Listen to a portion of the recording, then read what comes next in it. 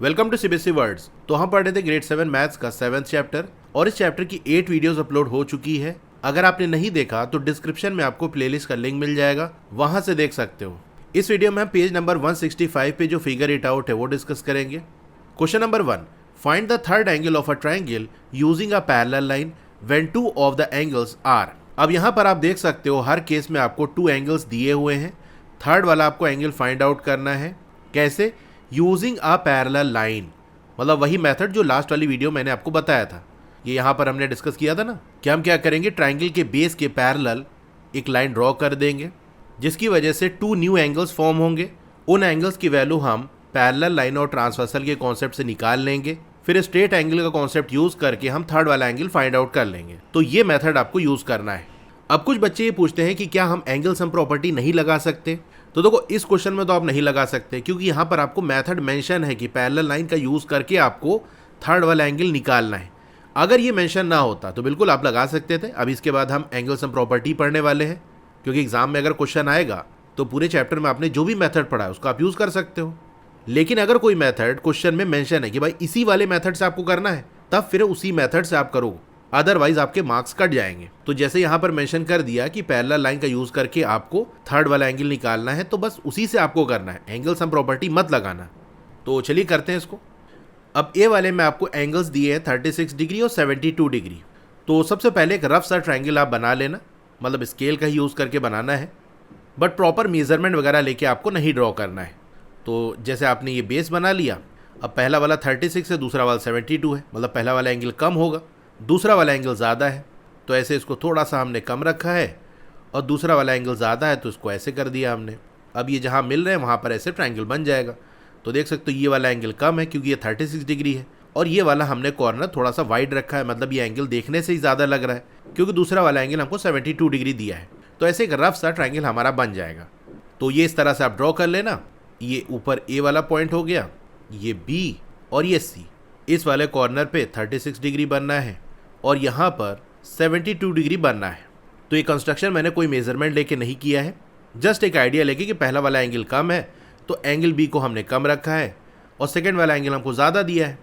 तो देख सकते हो एंगल सी वो ज़्यादा है। अब बी सी के पैरेलल एक लाइन हम ड्रॉ करेंगे जो ए से पास होते हुए जाए, ये इस तरह से। इसका नाम रख देते हैं एक्स वाई। ये वाला एंगल हमको फाइंड आउट करना है, मतलब बी ए सी या सी ए बी वाला।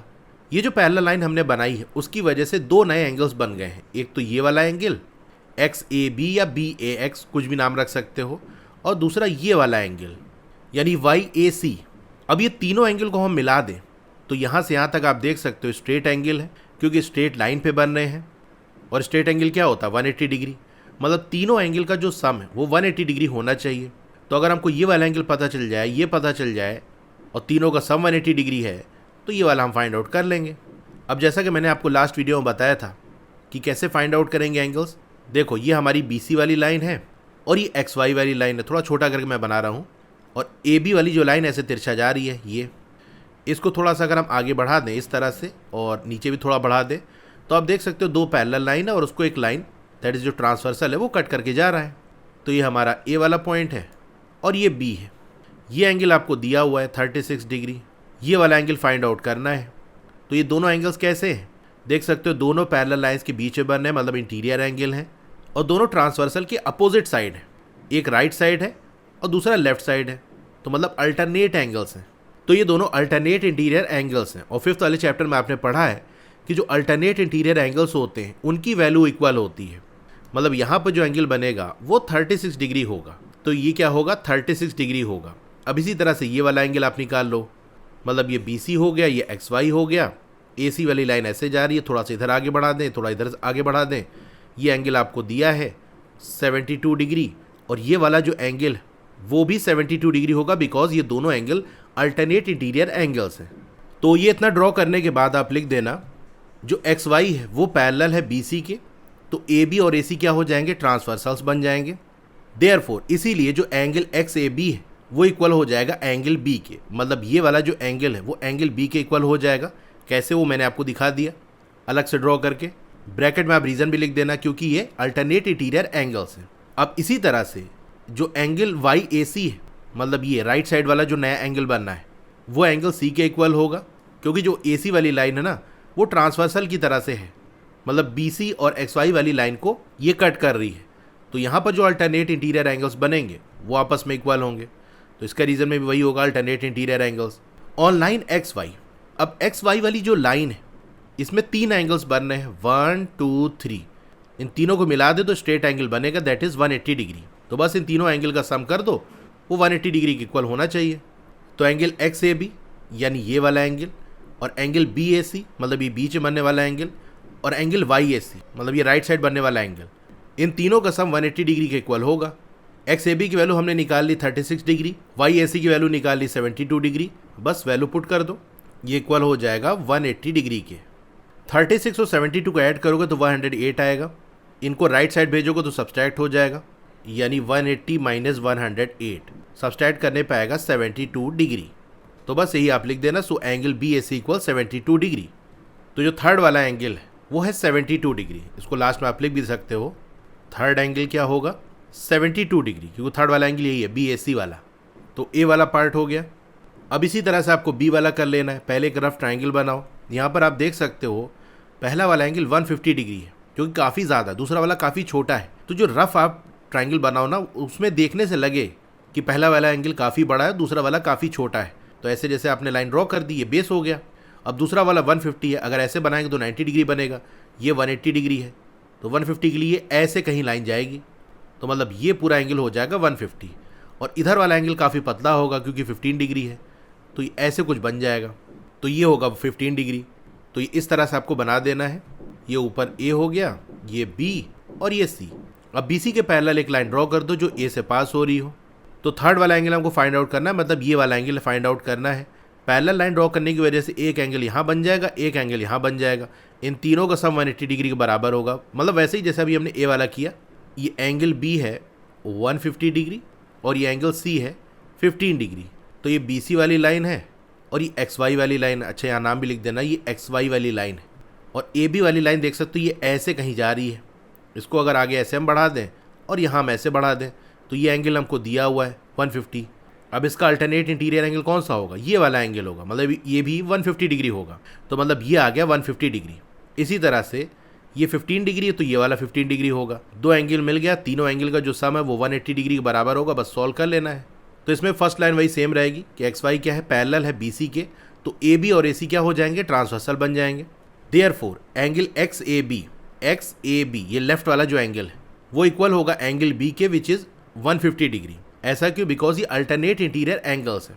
अब इसी तरह से जो एंगल वाई ए सी है, यानी ये वाला जो एंगल है वाई ए सी, वो एंगल सी के इक्वल होगा विच इज 15 डिग्री, क्योंकि ये भी क्या है, अल्टरनेट इंटीरियर एंगल्स है। ऑन लाइन एक्स वाई वाली लाइन पे 3 एंगल्स बनेंगे, तीनों का सम 180 डिग्री के बराबर होगा। एक्स ए बी की वैल्यू हमको पता है, वाई ए सी की वैल्यू हमको पता है, इसको इक्वेट कर देंगे 180 डिग्री के। तो 150 प्लस 15 होता है 165। ये 165 राइट जाएगा तो 180 माइनस 165 हो जाएगा, तो आ जाएगा 15। सो एंगल बी ए सी इक्वल हो जाएगा 15 डिग्री। ऐसे इसमें भी लिख सकते हो, थर्ड एंगल है 15 डिग्री। अब सी वाले में आपको 90 डिग्री और 30 डिग्री दिया हुआ है, तो एक रफ सा ट्राइंगल हम बनाए तो आप देख सकते हो यहाँ पर ये 90 डिग्री बनना है और ये वाला एंगल 30 डिग्री है। नाम रख देते हैं ए बी सी। अब सिर्फ वैल्यू चेंज हो रही, बाकी सारा काम आपको वही करना है जो हमने ए और बी वाले पार्ट में किया कि एक पैरेलल लाइन है एक्स वाई, वो हम ड्रॉ कर देंगे तो ए बी और ए सी क्या हो जाएगा, ट्रांसवर्सल बन जाएगा। जो एंगल एक्स ए बी है वो इक्वल होगा एंगल बी के विच इज़ 90 डिग्री, मतलब ये वाला जो एंगल है और एंगल बी ये आपस में इक्वल होगा क्योंकि ये अल्टरनेट इंटीरियर एंगल्स हैं। इसी तरह से यहाँ पर ये जो एंगल बनेगा यानी वाई ए सी वाला एंगल, वो एंगल सी के इक्वल होगा विच इज़ 30 डिग्री, क्योंकि ये अल्टरनेट इंटीरियर एंगल्स हैं। तो एक्स वाई वाली लाइन पे 3 एंगल बनेंगे, मतलब एक लेफ्ट एक राइट और एक यहाँ पर बीच में, जो हमको फाइंड आउट करना है। तो इनका सम 180 डिग्री के इक्वल होगा।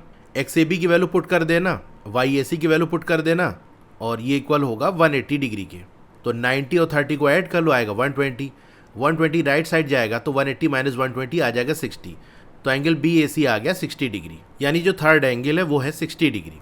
अब डी वाले में 75 डिग्री और 45 डिग्री दिया है, तो ये ए हो गया, ये बी और ये सी, ये 75 डिग्री है और ये 45 डिग्री है। ये वाला एंगल हमको फाइंड आउट करना है। पैरेलल लाइन हमने एक्स वाई ड्रॉ कर दी, तो ये वाला जो एंगल है that is X A B वाला, वो एंगल बी के इक्वल होगा, यानी 75 डिग्री के इक्वल होगा, क्योंकि अल्टरनेट इंटीरियर एंगल। इसी तरह से वाई ए सी वाला जो एंगल है वो एंगल सी के इक्वल होगा, यानी 45 डिग्री के इक्वल होगा, क्योंकि ये भी क्या है, अल्टरनेट इंटीरियर एंगल्स। तो एक्स वाई वाली लाइन पे ये तीनों एंगल का जो सम है 180 डिग्री के इक्वल होगा। एक्स ए बी की वैल्यू पुट कर दी, वाई ए सी की वैल्यू पुट कर दी, इन तीनों का सम होगा 180 डिग्री। 75 और 45 को ऐड करोगे आएगा 120। इस 120 को राइट साइड भेजोगे तो 180 माइनस 120 आ जाएगा, तो एंगल बी ए सी आ गया 60 डिग्री, यानी थर्ड वाला एंगल 60 डिग्री है। क्वेश्चन नंबर 1 हो गया। Question number 2, can you construct a triangle all of whose angles are equal to 70 degree. क्या आप ऐसा ट्रायंगल बना सकते हो जिसके सारे ही एंगल 70 डिग्री के इक्वल हों? तो चलो एक बार के लिए मान लेते हैं एक ट्रायंगल हमने बना दिया जिसके तीनों ही एंगल 70 डिग्री हैं। तो जैसे मैंने यहाँ पर ये एक ट्रायंगल बना दिया, अब ये भी 70 है, ये 70 है और ये भी 70 है। इसका नाम रख देते हैं ए बी सी। अब बी सी के पैरेलल अगर एक लाइन हम ऐसे ड्रॉ करें जो ए से पास हो रही हो, दैट इज एक्स वाई वाली लाइन ड्रॉ करें, तो अभी जैसे फर्स्ट वाला क्वेश्चन हमने किया, इस वाले एंगल की वैल्यू क्या होगी, ये और ये अल्टरनेट इंटीरियर एंगल है, तो इनकी वैल्यू आपस में इक्वल होगी, दैट इज ये 70 होगा। इसी तरह से ये वाला जो एंगल है, तो ये और ये अल्टरनेट इंटीरियर एंगल है, इनकी वैल्यू आपस में इक्वल होगी, तो ये आ जाएगा 70। अब ये 70, ये 70, ये 70 तीनों को ऐड करोगे तो आएगा 210 डिग्री। मतलब ये पूरा जो एंगल बन रहा है स्ट्रेट लाइन पे वो होगा 210 डिग्री, जो कि पॉसिबल नहीं है। स्ट्रेट एंगल तो 180 डिग्री होता है, यानी स्ट्रेट लाइन पे 180 डिग्री बनना चाहिए, लेकिन यहाँ पर 210 डिग्री बनना है। तो क्या बात समझ में आई, तीनों एंगल 70 डिग्री नहीं हो सकते। तो इसके आंसर में आप ऐसे लिख देना, no a triangle whose all angles are equal to 70 degree is not possible. तो ऐसा पॉसिबल नहीं है, because in that case sum of all the angles of triangles become 210 degree which is not possible. तो उस case में triangle के तीनों angle का जो सम है वो 210 डिग्री हो जाएगा। और एंगल सम प्रॉपर्टी जो कि आगे हम पढ़ने वाले हैं वो ये कहती है कि ट्रायंगल के तीनों एंगल का जो सम है वो 180 डिग्री के इक्वल होना चाहिए, लेकिन यहाँ तो 210 डिग्री आ रहा है, मतलब ऐसा पॉसिबल नहीं है। फिर आगे क्या पूछ रहा है, if two of the angles are 70 degree what would the third angle be. अगर टू एंगल्स आपको 70 डिग्री दे दिए गए हों तो थर्ड वाला एंगल क्या होगा। इसको भी हम वैसे ही निकाल सकते हैं कि हमारा ट्रायंगल है, ये लाइन जा रही है, ये अगर हमको 70 दे दिया तो ये भी क्या होगा, 70 होगा। अगर ये हमको 70 दे दिया तो ये क्या होगा, ये भी 70 होगा। ये वाला एंगल हमको फाइंड आउट करना है। तीनों एंगल का जो सम है वो 180 डिग्री के इक्वल होना चाहिए, यानी 70 प्लस जो बीच वाला एंगल हमको फाइंड आउट करना है, यानी थर्ड वाला प्लस 70, ये इक्वल होना चाहिए 180 डिग्री के। 70 प्लस 70 140 होता है। लेफ्ट साइड ऐड हो रहा है, इक्वल के दूसरे साइड भेजेंगे तो साइन चेंज हो जाता है।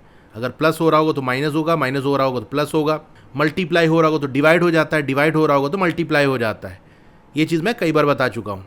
तो 140 राइट साइड जाएगा तो 180 माइनस 140 हो जाएगा, तो यहाँ से आ जाएगा 40 डिग्री। मतलब थर्ड वाले एंगल की वैल्यू आ जाएगी 40 डिग्री। तो इसके आंसर में आप ऐसे लिख देना, if two of the angles are 70 degree then third angle, अगर दो एंगल 70 डिग्री है तो थर्ड वाला क्या हो जाएगा, 180 में से सब्सट्रैक्ट कर देंगे बाकी दो एंगल का जो सम है उसको, तो आ जाएगा 40 डिग्री। ये चीज़ मैंने आपको लास्ट वीडियो में भी बताई थी, जहाँ आपसे ये पूछा था ना कि कोई से भी टू एंगल और थर्ड वाले एंगल के बीच रिलेशन क्या होता है। तो वहाँ मैंने आपको बताया था कि कोई से भी दो एंगल हैं, अगर उसको थर्ड वाले के साथ ऐड कर लेंगे तो इनका सम 180 डिग्री के इक्वल आएगा। अब मान लो कोई एक एंगल आपको नहीं दिया, तो इन दोनों का जो सम है उसको राइट साइड भेज दो, तो 180 में से वो सब्सट्रैक्ट हो जाएगा। मतलब 180 माइनस बाकी दो एंगल का जो सम है वो। इसको आप एंगल सम प्रॉपर्टी से भी कर सकते हो। एंगल सम प्रॉपर्टी ये कहती है कि ट्राइंगल के तीनों एंगल का जो सम है वो 180 डिग्री के इक्वल होता है। तो दो एंगल हमको दिया हुआ 70 डिग्री, जो थर्ड वाला एंगल है, ठीक है, जैसे उसको हम चलो ए मान लेते हैं, तो इन तीनों एंगल का सम क्या होना चाहिए, 180 डिग्री होना चाहिए। तो ए की वैल्यू क्या हो जाएगी, 180 डिग्री माइनस ये दोनों 70 राइट साइड भेज दो, तो 70 प्लस 70, ये पूरी चीज़ हमने राइट भेज दी ना, तो इसमें सब्सट्रैक्ट हो जाएगा, या पहले इन दोनों को ऐड करके तब राइट साइड भेजो, तो 180 माइनस 140 हो जाएगा, तो वही आंसर आएगा 40 degree.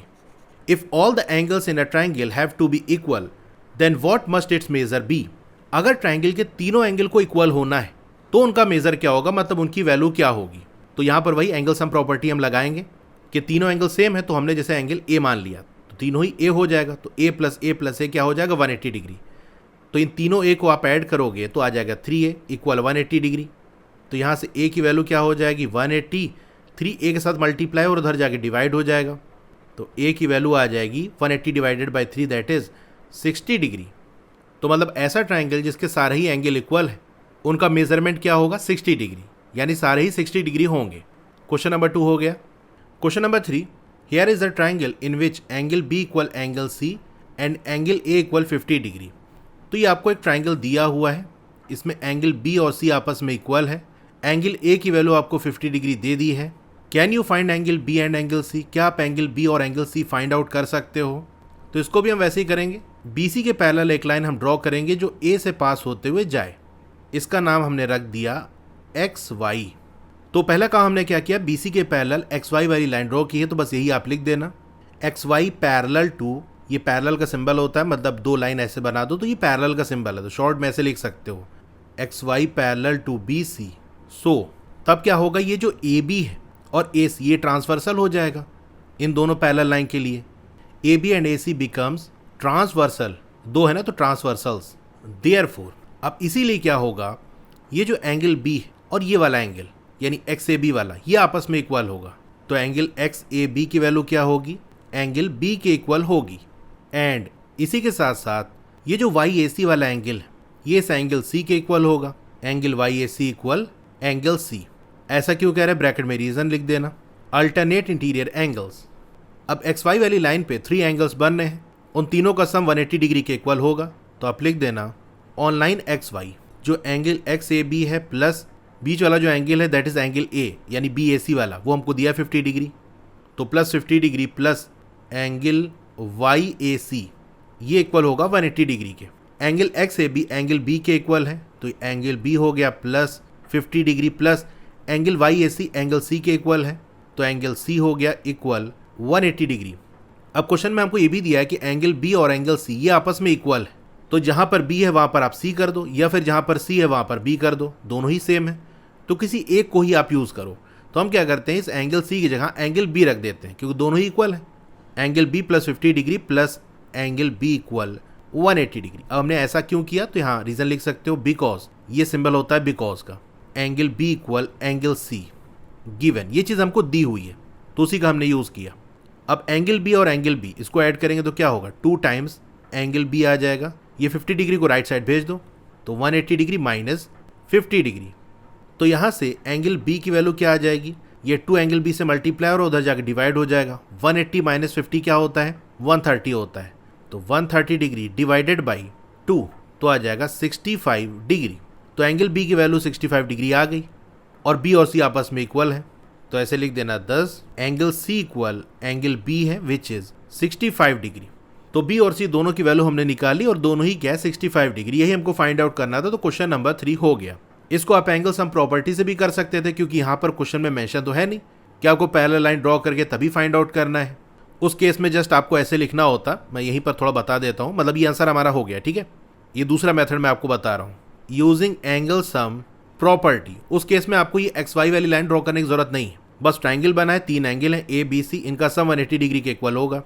Angle A plus angle B plus angle C equal 180 degree. Angle A की वैल्यू हमको दी है 50 डिग्री, B और C की वैल्यू इक्वल है तो दोनों को सेम बना लो। चलो दोनों को ही B बना लेते, तो यहाँ से 2 टाइम्स एंगल B आ जाएगा इक्वल 180 डिग्री। ये 50 डिग्री राइट साइड भेज दो, फिर 2 यहाँ मल्टीप्लाई उधर डिवाइड हो जाएगा, तो वही फाइनली आपको एंगल B की वैल्यू 65 डिग्री आ जाएगी। C भी वही है तो C की वैल्यू भी 65 डिग्री हो जाएगी।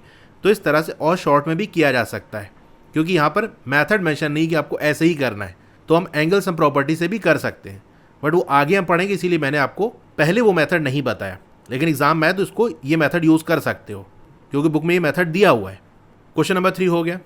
अगर आप क्लास 7 मैथमेटिक्स में अच्छा स्कोर करना चाहते हो तो उसके लिए मैं ओसवाल बुक्स को सजेस्ट करूंगा। ये काफी अच्छी बुक है, इसमें हर चैप्टर के आपको रिवीजन नोट्स मिल जाएंगे, इस तरह के माइंड मैप्स मिल जाएंगे जो चीजों को याद रखने में कोई रिवीजन में हेल्प करेंगे। फिर आपके एनसीईआरटी के जो इन टेक्स्ट क्वेश्चंस हैं, यानी बीच बीच में जो क्वेश्चंस आते हैं, उनके सोल्यूशन आपको पेज वाइज मिल जाएंगे। फिर जो एक्सरसाइज के क्वेश्चंस हैं, यानी फिगर इट आउट वाले जो क्वेश्चंस हैं, उनके सोल्यूशन सारे आपको यहाँ पर डिटेल में मिल जाएंगे। और इतना ही नहीं, एज पर लेटेस्ट सिलेबस अब आपको कॉम्पिटेंसी या क्रिटिकल थिंकिंग बेस्ड क्वेश्चन भी पूछे जाएंगे, तो वो भी कई सारे आपको यहाँ पर मिल जाएंगे। फिर लास्ट में आपको 2 प्रैक्टिस पेपर्स मिल जाएंगे। अगर आपको इस बुक को परचेज करना है तो मैंने डिस्क्रिप्शन में लिंक दे दिया है, उस लिंक पे आप क्लिक कर देना, बाय नाउ पे क्लिक कर देना, फिर यहाँ पर कूपन कोड USMAN10 टाइप करके आप लाइव पे क्लिक कर देना, तो आपको एक्स्ट्रा 10% का डिस्काउंट मिल जाएगा।